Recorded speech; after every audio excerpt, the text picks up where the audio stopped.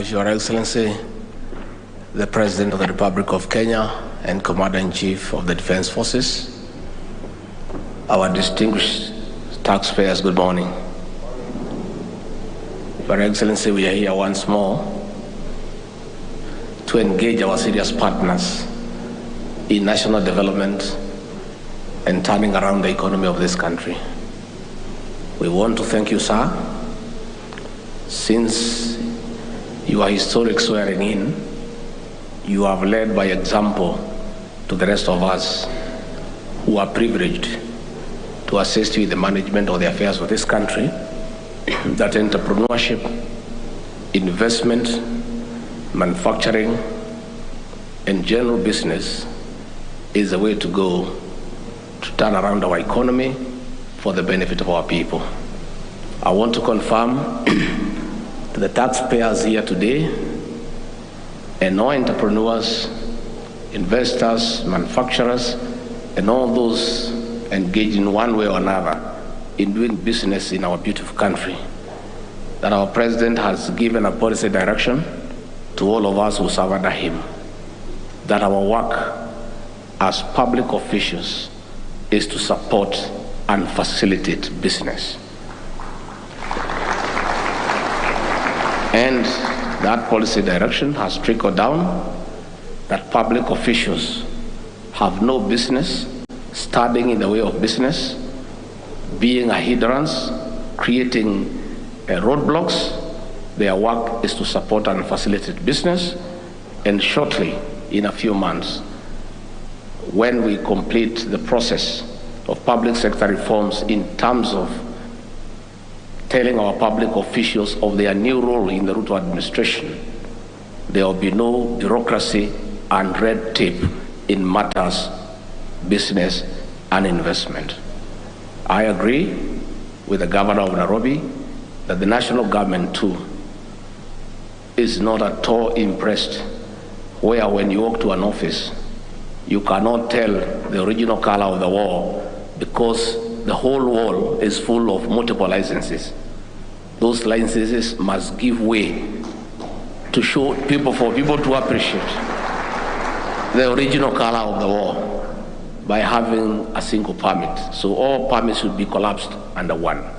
Finally, Your Excellency, as you ask the people of Kenya to pay taxes, as you mobilize the people of Kenya to accept their responsibility to pay taxes, those of us under you will also help you to make sure that those charged with the responsibility of collecting revenue do not criminalize tax payment. The taxpayers are our partners, and we continue to urge KRA to collect tax with dignity by respecting the taxpayer, and where there are challenges, let us continuously engage the taxpayers. The taxpayers are good people, and where they have challenges, through a continuous engagement process, we can always find out why there are challenges, surmount the challenges, and make sure that we collect more revenue for our beautiful country. And I want to confirm once more, I was in a meeting this morning with the Kenya Association of Manufacturers, and we are noting that the new administration is keeping time in all our meetings. I want to confirm that the President of the Republic of Kenya is leading by example. The problem in this country is one of leadership.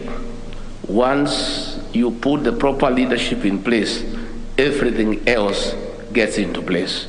A country is as good as its leadership.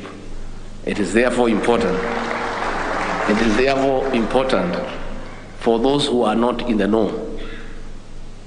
The new President of the Republic of Kenya has given instructions to all of us that he will not allow any public official, starting with the Deputy President going downwards, to keep the people of Kenya, investors, waiting for them even for 10 minutes because they have work to do. So we want to tell our CSs, our PSs, and no other officials downwards, you take the cue from the President. you keep time so that we allow Kenyans to go and do business and build their country. I don't want anybody to get in trouble with the new president. That's why I'm giving you this policy direction. Your Excellency, we want to say thank you very much. You have set the pace.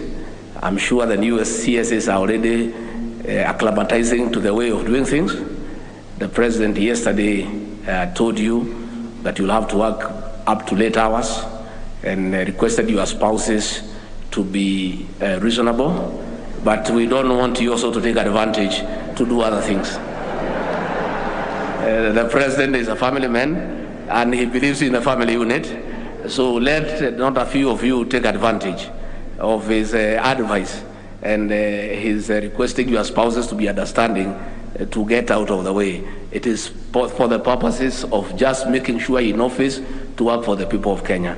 Your Excellency, our deputy, I'll monitor so that we make sure they're in office doing the right thing.